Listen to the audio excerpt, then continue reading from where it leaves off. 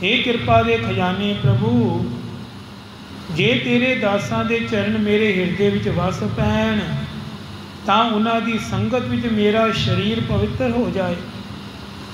दासां दा दास बनना चाहिदा है।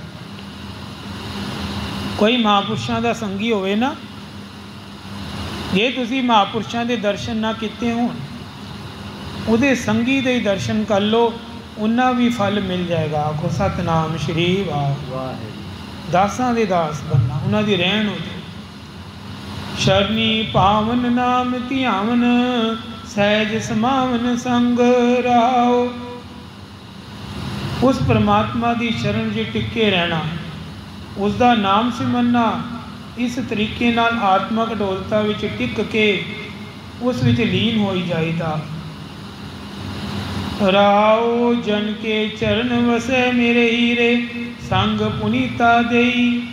हे ਕਿਰਪਾ ਦੇ ਖਜ਼ਾਨੇ ਪ੍ਰਭੂ, ਜੋ ਤੇਰੇ ਦਾਸਾਂ ਦੇ ਚਰਨ ਮੇਰੇ ਹਿਰਦੇ ਵਿੱਚ ਵਸ ਪੈਣ ਤਾਂ ਉਹਨਾਂ ਦੀ ਸੰਗਤ ਵਿੱਚ ਮੇਰਾ ਸਰੀਰ ਪਵਿੱਤਰ ਹੋ ਜਾਏ। ਜਨ ਕੀ ਧੂਰ ਦਿਓ ਕਿਰਪਾ ਨਿਧ, ਨਾਨਕ ਕਹਿ ਸੁਖ ਏਈ। ਮਿਹਰ ਕਰ ਮੈਨੂੰ ਆਪਣੇ ਦਾਸਾਂ ਦੇ ਚਰਨਾਂ ਦੀ ਧੂੜ ਬਖਸ਼। ਮੈਂ ਨਾਨਕ ਵਾਸਤੇ ਸਭ ਤੋਂ ਵੱਡਾ ਇਹੀ ਸੁੱਖ ਹੈ। ਇਹ ਸਭ ਤੋਂ ਵੱਡਾ ਸੁੱਖ ਹੈ ਕਿ ਕਿਸੇ ਸਤਸੰਗੀ ਦੀ ਚਰਨਾਂ ਦੀ ਧੂੜ ਪ੍ਰਾਪਤ ਹੋ ਜਾਵੇ, ਨਿਤਨੇਮੀ ਦੀ। ਉਹਨਾਂ ਨਾਲ ਅਸੀਂ ਵੀ ਤਰ ਸਕਦੇ ਹਾਂ। ਇਸ ਕਰਕੇ ਇਹ ਗੱਲ ਗੁਰਬਾਣੀ ਦੇ ਵਿੱਚ ਮੌਜੂਦ ਹੈ। ਸਾਧੂ ਦਾ ਸੰਗ, ਨਾਮ ਦਾ ਰੰਗ, ਨਿਸ਼ਚੇ ਅਭੰਗ। ਇਹ ਹਰਗੋਬਿੰਦ ਸਾਹਿਬ ਜੀ ਦੇ ਬਚਨ ਹਨ। ਇਹ ਉਹਨਾਂ ਨੇ ਆਪ ਬੋਲੇ ਸਨ ਕਿ ਇਹ ਚੀਜ਼ਾਂ ਹਰ ਕਿਸੇ ਵਾਸਤੇ ਜ਼ਰੂਰੀ ਹੈ, ਹਰ ਕਿਸੇ ਵਾਸਤੇ। ਉਸ ਵੇਲੇ ਵੀ ਸਾਧੂ ਹੁੰਦੇ ਸੀ। ਜਦੋਂ ਗੁਰੂ ਸਾਹਿਬ ਹੋਏ, ਗੁਰੂ ਜੀ ਆਪ ਸਨ। ਜਿਸ ਤਰ੍ਹਾਂ ਹੁਣ ਗੁਰੂ ਗ੍ਰੰਥ ਸਾਹਿਬ ਜੀ ਮੌਜੂਦ ਹਨ, ਉਸ ਵੇਲੇ ਵੀ ਗੁਰੂ ਦਾ ਸਤਿਕਾਰ, ਸਾਰੇ ਸੰਤਾਂ ਦਾ ਸਤਿਕਾਰ ਸੰਸਾਰ ਦੇ ਅੰਦਰ ਹੁੰਦਾ ਸੀ, ਜੋ ਅੱਜ ਵੀ ਹੋ ਰਿਹਾ ਹੈ। ਪਰ ਕਮਾਈ ਵਾਲੇ ਸੰਤਾਂ ਦੀ ਗੱਲ ਹੋ ਰਹੀ ਹੈ ਇੱਥੇ। ਕਿਸੇ ਐਸੇ ਸੰਤ ਦੀ ਬਿਲਕੁਲ ਗੱਲ ਨਹੀਂ ਹੋ ਰਹੀ ਜਿਹਨੇ ਭੇਖ ਧਾਰ ਲਿਆ ਹੈ, ਛੋਲਾ ਪਾ ਲਿਆ ਹੈ। ਇਹ ਗੱਲ ਹੋ ਰਹੀ ਹੈ ਪੂਰਨ ਦੀ। पूर्ण ब्रह्म ज्ञानी, ब्रह्म ज्ञानी की गत ब्रह्म ज्ञानी जाने। आओ श्री आसा दी वार जी के पाठ की पौड़ियाँ, जो 6वीं पौड़ी का पाठ अज सतगुर की विचार करान। सलोक महला पहला, हों विच आया हों विच गया। जद जीव हों विच है जद तक, भाव रब नालों ते रब की कुदरत नालों अपनी अडरी हस्ती बनाई बैठा है, अपनी पहचान बना के बह गया है। तद तक ताई कदे जगत विच आउंदा है, कदे जगत तो चला भी जाता है। क्योंकि हों विच आया हों विच गया का मतलब है कभी जन्म लेगा वो होमे, कभी मर जाएगा। हों विच जमिया हों विच मुआ, कदे जमदा है तो कदे मरदा है। हों विच दिता हों विच लिया। जीव इस अडरी होंद दी करके ना ये हदबंदी विच ही रह के कदे किसी लोड़वंद नूं देंदा है, कदे अपनी लोड़ नूं पूरी करन लई किसी पासों लैंदा है, कभी किसी लोड़वंद की मदद भी करता है। हों विच ते कभी लैंदा भी है, लैना भी पैंदा उन्हें। हों विच खटिया हों विच गया। इसे मैं ने मैं दे ख्याल विच एक काम मैं करदा हाँ, मैं करदा हाँ। कदे खटदा है कदे गवाउंदा भी है, कदे तो खटाई करके चला जाता संसार को, कभी जो कमाई की उन्होंने गवा लेंदा है। हों विच सचियार कुड़ियार।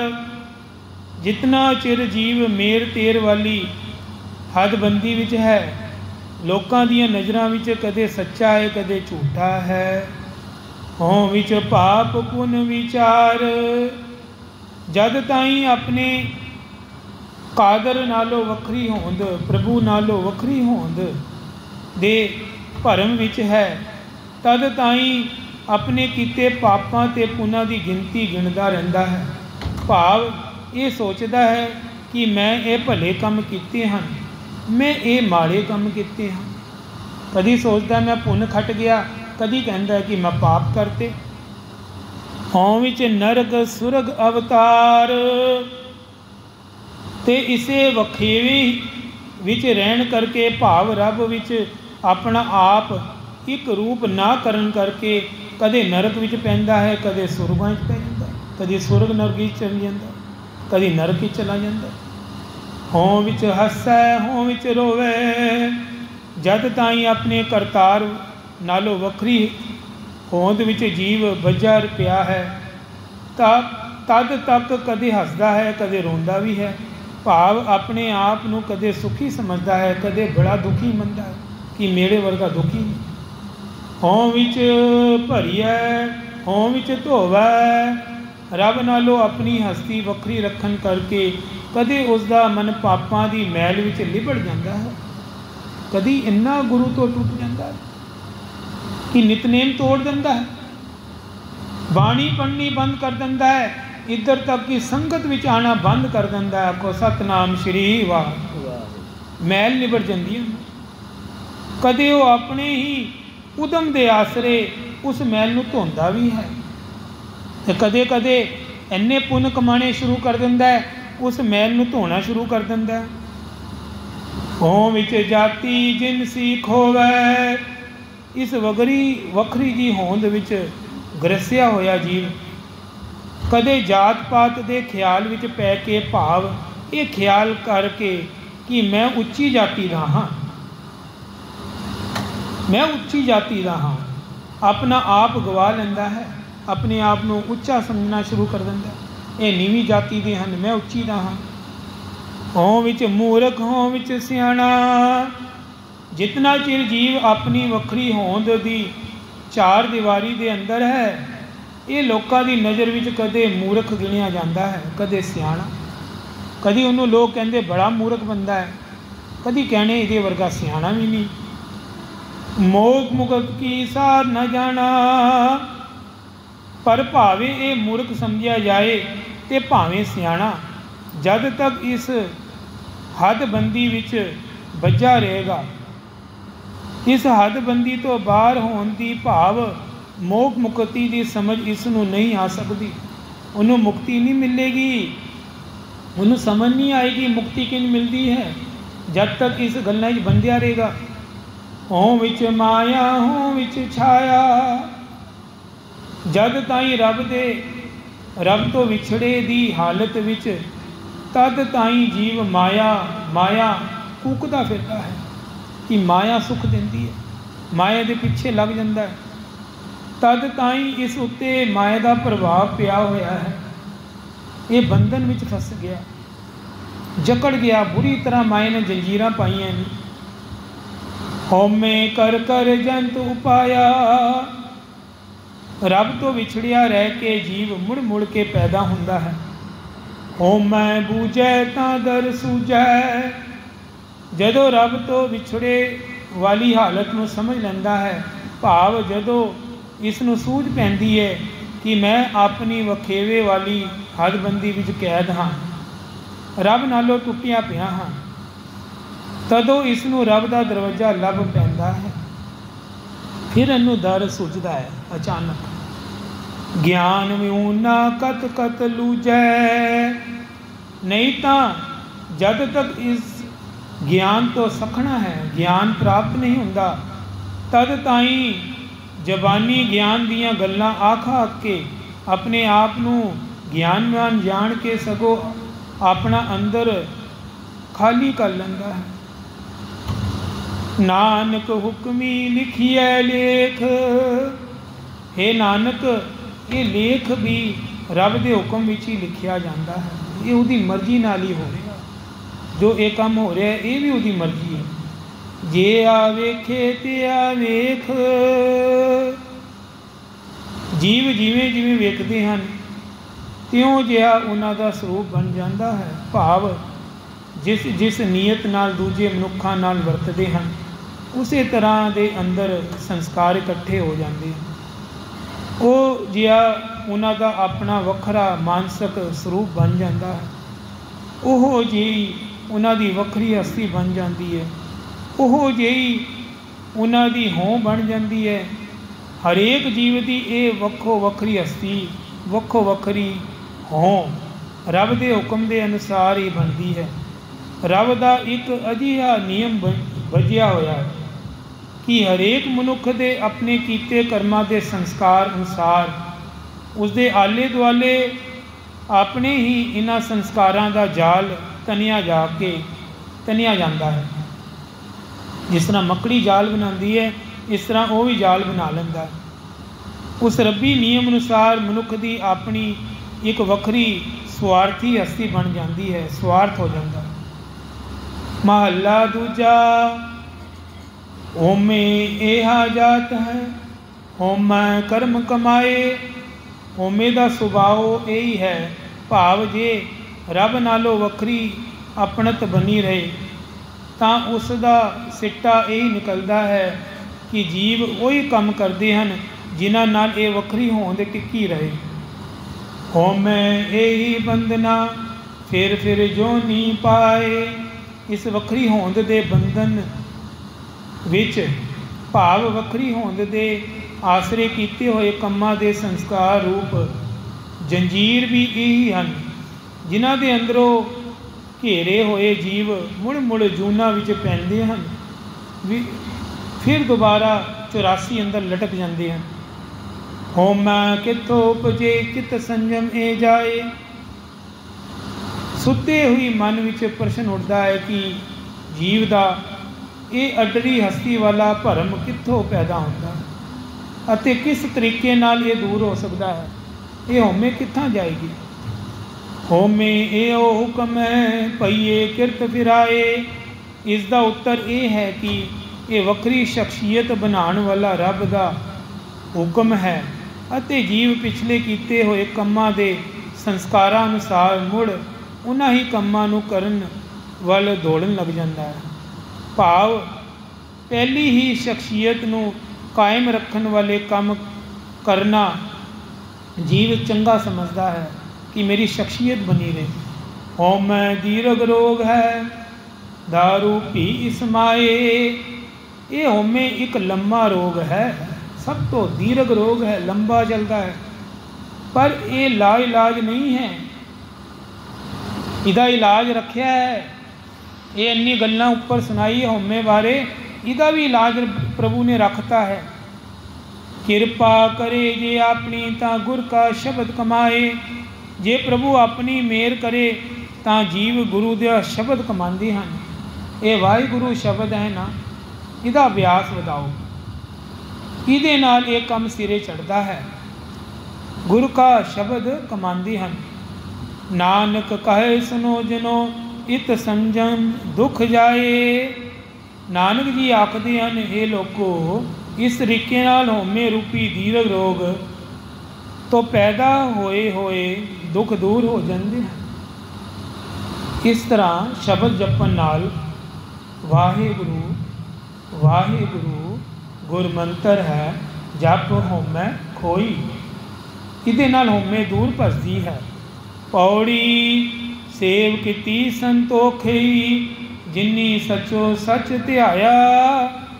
ਜਿਹੜੇ ਸੰਤੋਖੀ ਮਨੁੱਖ ਸਦਾ ਇੱਕ ਅਬਿਨਾਸੀ ਪ੍ਰਭੂ ਨੂੰ ਸਿਮਰਦੇ ਹਨ, ਪ੍ਰਭੂ ਦੀ ਸੇਵਾ ਉਹੀ ਕਰਦੇ ਹਨ। ਉਨੀ ਮੰਦੈ ਪੈਰ ਨਾ ਰੱਖਿਓ ਕਰ ਸੁਕ੍ਰਿਤ ਧਰਮ ਕਮਾਇਆ। ਉਹ ਕਦੇ ਮੰਦੇ ਕੰਮ ਨੇੜੇ ਨਹੀਂ ਜਾਂਦੇ, ਨਾ ਮੰਦਾ ਕਰਦੇ ਹਨ, ਭਲਾ ਕੰਮ ਕਰਦੇ ਹਨ ਅਤੇ ਧਰਮ ਅਨੁਸਾਰ ਆਪਣਾ ਜੀਵਨ ਨਿਭਾਉਂਦੇ ਹਨ। ਓਨੀ ਦੁਨੀਆ ਤੋੜੇ ਬੰਧਨਾ ਅੰਨ ਪਾਣੀ ਥੋੜ੍ਹਾ ਖਾਇਆ। ਦੁਨੀਆ ਦੇ ਧੰਦਿਆਂ ਵਿੱਚ ਖਚਤ ਕਰਨ ਵਾਲੇ ਮਾਇਆ ਦੇ ਮੋਹ ਰੂਪੀ ਜੰਜੀਰ ਉਹਨਾਂ ਦੇ ਟੁੱਟ ਜਾਂਦੇ ਹਨ। ਉਹ ਮਾਇਆ ਤੋਂ ਪਰੇ ਰਹਿੰਦੇ ਹਨ, ਘੱਟ ਕੰਮ ਕਰਦੇ ਹਨ, ਥੋੜ੍ਹਾ ਖਾਂਦੇ ਹਨ, ਥੋੜ੍ਹਾ ਜਿਹਾ ਸਰੀਰ ਚਲਾਉਣ ਵਾਸਤੇ ਰੋਟੀ ਖਾਂਦੇ ਹਨ। ਅਤੇ ਥੋੜ੍ਹਾ ਹੀ ਪੀਂਦੇ ਹਨ। ਭਾਵ ਖਾਣ ਪੀਣ ਚਸਕੇ ਦੀ ਖਾਤਰ ਨਹੀਂ, ਸਰੀਰਿਕ ਨਿਰਵਾਹ ਵਾਸਤੇ। ਜਿਨ੍ਹਾਂ ਕੋ ਸਰੀਰ ਜਿੰਦਾ ਰਹਿ ਜਾਵੇ ਉਹਨਾਂ ਕੋ ਗੁਜ਼ਾਰਾ ਕਰਦੇ ਹਨ। ਤੂੰ ਬਖਸ਼ੀਸ਼ੀ ਅਗਲਾ ਨਿਤ ਦੇਵੇ ਚੜੇ ਸਵਾਇਆ। हे ਪ੍ਰਭੂ, ਤੂੰ ਬੜੀਆਂ ਬਖਸ਼ਿਸ਼ਾਂ ਕਰਦਾ ਹੈ, ਸਦਾ ਜੀਵਾਂ ਨੂੰ ਦਾਤਾਂ ਬਖਸ਼ਦਾ ਹੈ, ਵਡਿਆਈ ਵੱਡਾ ਪਾਇਆ। ਇਸ ਤਰ੍ਹਾਂ ਦੀ ਪ੍ਰਭੂ ਦੀ ਸਿਫਤ ਸਲਾਹ ਕਰਕੇ ਉਹ ਸੰਤੋਖੀ ਮਨੁੱਖ ਪ੍ਰਭੂ ਨੂੰ ਪ੍ਰਾਪਤ ਕਰ ਲੈਂਦੇ ਹਨ, ਉਹ ਪ੍ਰਭੂ ਦੇ ਨਿਕਟ ਹੋ ਜਾਂਦੇ ਹਨ। ਭਾਵ ਇਹ ਅੱਜ 7ਵੀਂ ਪੌੜੀ ਦੀ ਵਿਚਾਰ ਆਪ ਜੀ ਨੇ ਸੁਣੀ ਹੈ ਕਿ ਮਹਾਰਾਜ ਕੀ ਉਪਦੇਸ਼ ਦੇ ਰਹੇ ਹਨ ਕਿ ਸਾਰੇ ਦੁੱਖਾਂ ਦਾ ਨਾਸ਼ ਨਾਮ ਹੀ ਕਰਦਾ ਹੈ। ਜੋ ਨਾਮ ਜਪਦੇ ਹਨ, ਜਪਾਉਂਦੇ ਹਨ, ਅਭਿਆਸ ਕਰਦੇ ਹਨ, ਘਰ ਵੀ ਚੌਕੜੇ ਮਾਰਦੇ ਹਨ, ਅੰਮ੍ਰਿਤ ਵੇਲੇ ਸੱਜ ਜਾਂਦੇ ਹਨ ਨਹਾ ਧੋ ਕੇ, ਉਹਨਾਂ ਵਿੱਚੋਂ ਇਹ ਦੁੱਖ ਦੂਰ ਹੋਣੇ ਸ਼ੁਰੂ ਹੋ ਜਾਂਦੇ। ਉਹਨਾਂ ਨੂੰ ਹਉਮੈ ਦੀਰਘ ਰੋਗ ਹੈ, ਦਾਰੂ ਪੀ ਇਸ ਮਾਹੇ, ਇਹ ਦੀਰਘ ਰੋਗ ਦੂਰ ਹੋ ਜਾਏਗਾ। ਇਹਦਾ ਵੀ ਇਲਾਜ ਸਤਿਗੁਰੂ ਜੀ ਨੇ ਨਾਮ ਹੀ ਦੱਸਿਆ ਹੈ ਅਤੇ ਸਾਨੂੰ ਵੀ ਨਾਮ ਜਪਣਾ ਚਾਹੀਦਾ ਹੈ। ਜਿਸ ਨਾਮ ਕਰਕੇ ਵੱਡੇ ਵੱਡੇ ਸੰਤ ਮਹਾਂਪੁਰਸ਼ ਗਿਆਨੀ ਵਿਦਵਾਨ ਜਿਨ੍ਹਾਂ ਨੇ ਉੱਚੀ ਅਵਸਥਾ ਪਾ ਲਈ ਹੈ, ਜਿਨ੍ਹਾਂ ਨੂੰ ਇਹ ਪ੍ਰਾਪਤ ਹੋਇਆ ਹੈ, ਉਹ ਸੰਗਤ ਵਿੱਚੋਂ ਹੀ ਪ੍ਰਾਪਤ ਹੋਇਆ। ਸੰਗਤ ਵਿੱਚ ਆਇਆ ਕਰੋ ਜੀ। ਗੁਰਮੁਖ ਸੰਤਾਂ ਮਹਾਂਪੁਰਸ਼ਾਂ ਦੀ ਕਿਤਾਬਾਂ ਘਰ ਪੜ੍ਹਿਆ ਕਰੋ, ਉਹ ਵੀ ਸੰਗਤ ਹੈ। ਕਿਸੇ ਗੁਰਮੁਖ ਸੁਲਝੇ ਹੋਏ ਕਥਾਵਾਚਕ ਦੀ ਕਥਾ ਸੁਣਿਆ ਕਰੋ, ਉਹ ਵੀ ਸੰਗਤ ਹੀ ਹੈ। ਉਹ ਵੀ ਨਾਮ ਰੂਪੀ ਸੰਗਤ ਹੈ ਜੋ ਤੁਹਾਡੇ ਜੀਵਨ ਦੇ ਅੰਦਰ ਖੁਸ਼ਬੂ ਫੈਲਾਏਗੀ, ਜਿਹਦੇ ਕਰਕੇ ਤੁਹਾਡੇ ਦੁੱਖ ਦੂਰ ਹੋਣੇ ਸ਼ੁਰੂ ਹੋ ਜਾਣਗੇ। ਫਿਰ ਤੁਸੀਂ ਪ੍ਰਸੰਨ ਰਹਿਣਾ ਸ਼ੁਰੂ ਹੋ ਜਾਓਗੇ। ਫਿਰ ਤੁਹਾਨੂੰ ਹਰ ਗੱਲ ਵਿੱਚ ਵਾਹਿਗੁਰੂ ਚੇਤੇ ਰਹੇਗਾ, ਨਾਮ ਚੇਤੇ ਰਹੇਗਾ। ਗੁਰੂ ਹਰਗੋਬਿੰਦ ਸਾਹਿਬ ਜੀ ਨੂੰ ਨਾ ਜਹਾਂਗੀਰ ਨੇ ਇੱਕ ਗੱਲ ਪੁੱਛੀ, ਪ੍ਰਸ਼ਨ ਪੁੱਛਿਆ। ਜਹਾਂਗੀਰ ਰਾਜਾ ਸੀ, ਬਾਦਸ਼ਾਹ, ਮੁਗਲਾਂ ਦਾ ਬਾਦਸ਼ਾਹ ਜਹਾਂਗੀਰ। ਅਤੇ ਹਰਗੋਬਿੰਦ ਸਾਹਿਬ ਜੀ ਗੁਰੂ, ਪਰ ਮੀਰੀ ਪੀਰੀ ਦੇ ਮਾਲਕ, ਸੋਹਣੇ ਸੁੰਦਰ ਸਰੀਰ, ਕਾਠੀ ਕੱਪੜੇ ਪਾਣੇ, ਘੋੜੇ ਰੱਖਣੇ, ਸੈਨਾ ਰੱਖਣੀ। ਜਹਾਂਗੀਰ ਕਹਿੰਦਾ, ਮਹਾਰਾਜ ਆਪ ਜੀ ਦੇ ਦਰਸ਼ਨ ਕਰਨ ਅਨੇਕਾਂ ਹੀ ਸੰਗਤ ਆਉਂਦੀ ਹੈ, ਅਨੇਕਾਂ ਹੀ ਭੇਟਾ ਮਾਇਆ ਦੇ ਸੋਨੇ ਦੀ ਚੀਜ਼ਾਂ, ਹੋਰ ਕਈ ਪ੍ਰਕਾਰ ਦੀ ਮਹਿੰਗੀ ਵਸਤੂਆਂ ਆਪ ਜੀ ਦੇ ਅੱਗੇ ਰੱਖਦੇ ਹਨ। ਅਤੇ ਸੰਗਤ ਵਿੱਚ ਕਈ ਇਸਤਰੀਆਂ, ਪੁਰਖ, ਬੱਚੇ ਹੋਰ ਆਉਂਦੇ ਹੈ। ਤੁਹਾਡਾ ਮਨ ਨਹੀਂ ਡੋਲਦਾ? ਕਹਿੰਦੇ ਮੈਂ ਰਾਜਾ ਹਾਂ, ਮੇਰਾ ਮਨ ਤਾਂ ਬੜਾ ਜਲਦੀ ਡੋਲ ਜਾਂਦਾ ਹੈ, ਤੁਹਾਡਾ ਕਿਉਂ ਨਹੀਂ ਡੋਲਦਾ? ਹਰਗੋਬਿੰਦ ਸਾਹਿਬ ਜੀ ਕਹਿੰਦੇ, ਜਹਾਂਗੀਰ ਮੈਨੂੰ ਦੋ ਗੱਲਾਂ ਯਾਦ ਹੈ ਬਸ, ਜਿਹਦੇ ਕਰਕੇ ਮੈਂ ਕਦੀ ਨਹੀਂ ਡੋਲਾਂਗਾ। ਆਖੋ ਸਤਨਾਮ ਸ਼੍ਰੀ ਵਾਹਿਗੁਰੂ। ਕਹਿੰਦੇ ਕਿਹੜੀਆਂ? ਕਹਿੰਦੇ ਪਹਿਲੀ, ਮੈਨੂੰ ਆਪਣੀ ਮੌਤ ਯਾਦ ਹੈ। ਕੀ ਪਤਾ ਹੁਣ ਅੰਦਰ ਸਵਾ ਗਿਆ ਹੈ ਸਾਹ, ਹੁਣ ਮੁੜ ਕੇ ਵਾਪਸੀ ਮਾਰੇਗਾ ਕਿ ਨਹੀਂ ਮਾਰੇਗਾ। ਆਖੋ ਸਤਨਾਮ ਸ਼੍ਰੀ ਵਾਹਿਗੁਰੂ। ਇਹ ਮੌਤ ਮੈਨੂੰ ਯਾਦ ਹੈ ਆਪਣੇ ਸਿਰ 'ਤੇ, ਮੈਨੂੰ ਹਰ ਵਕਤ ਮੌਤ ਚੇਤੇ ਹੈ। ਇਹ ਬੁਰੀ ਗੱਲ ਨਹੀਂ ਹੈ ਮੌਤ ਨੂੰ ਯਾਦ ਕਰਨਾ, ਮਾੜੀ ਗੱਲ ਨਹੀਂ ਹੈ। ਮੰਨ ਲਓ ਤੁਹਾਨੂੰ ਦੱਸ ਦੇਣ, ਗਿਆਨ ਹੋ ਜਾਵੇ ਕੱਲ੍ਹ ਸਵੇਰੇ ਸਰੀਰ ਛੱਡ ਦੇਣਾ ਹੈ, ਤੁਸੀਂ ਕਿਸੇ ਦੀ ਨਿੰਦਿਆ ਨਹੀਂ ਕਰੋਗੇ ਸਾਰੀ ਰਾਤ, ਪੱਕੀ ਗੱਲ ਹੈ। ਕਿਸੇ ਦਾ ਬੁਰਾ ਨਹੀਂ ਸੋਚੋਗੇ, ਕਿਸੇ ਨਾਲ ਝਗੜਾ ਨਹੀਂ ਕਰੋਗੇ। ਹਾਂ, ਮਾਲਾ ਜ਼ਰੂਰ ਚੁੱਕ ਲੋਗੇ, ਨਾਮ ਜਪਣਾ ਸ਼ੁਰੂ ਕਰ ਦੋਗੇ। ਪਤਾ ਹੈ ਅੱਜ ਦੀ ਰਾਤ ਆਖਰੀ, ਆਖੋ ਸਤਨਾਮ ਸ਼੍ਰੀ ਵਾਹਿਗੁਰੂ। ਅਤੇ ਫਿਰ ਮੌਤ ਬੁਰੀ ਕਿਵੇਂ ਹੋ ਸਕਦੀ? ਮੌਤ ਤਾਂ ਸਾਨੂੰ ਸਾਵਧਾਨ ਕਰਦੀ ਕਿ ਗਲਤ ਕੰਮ ਨਾ ਕਰ, ਤੈਨੂੰ ਲੇਖਾ ਦੇਣਾ ਪਏਗਾ। हरगोबिंद साहब जी ये गल जहांगीर नूं कह रहे हैं, मैं मौत याद रखता हर वक्त सिर ते बैठी काल। दूजा, मैं उस प्रभु परमेश्वर नूं अपने सिर ते समझदा, वो मैनू देख रहा है, हर वक्त मैनू वाचिंग कर रहा है। मैनू ये दो चीज़ां सावधान कर देंदी है, मेरे मन च गलत फुरना भी नहीं आंदा, किसी दे माड़े मैं गलत सोचदा भी नहीं। जहांगीर तू राजा है, तैनू ये काम शोभा नहीं देंदे, तू अगर हुण भी सुधर जा, अल्लाह नू याद कर, बंदगी करया कर, फिर देख भावें तू सिंघासन ते भी बैठा है, चाहे घोड़ियां ते भी बैठा है, पर प्रभु का नाम तेरे हृदय विच वसिया रहेगा, तेरे अंदर नाम रहेगा, अल्लाह अल्लाह रहेगा। तो फिर देख, फिर जीवन जीन का कितना आनंद है। ये आनंद मेरे अंदर बन गया है, मेरे गुरु ने, मेरे गुरु पिता ने सब कुछ समझाता सी मन। आओ समा इजाज़त नहीं देंदा, सतगुरु महाराज सब उपर कृपा करन, ये नाम की झड़ियाँ लगी रहन। वाहेगुरु वाहेगुरु वाहेगुरु वाहेगुरु वाहेगुरु।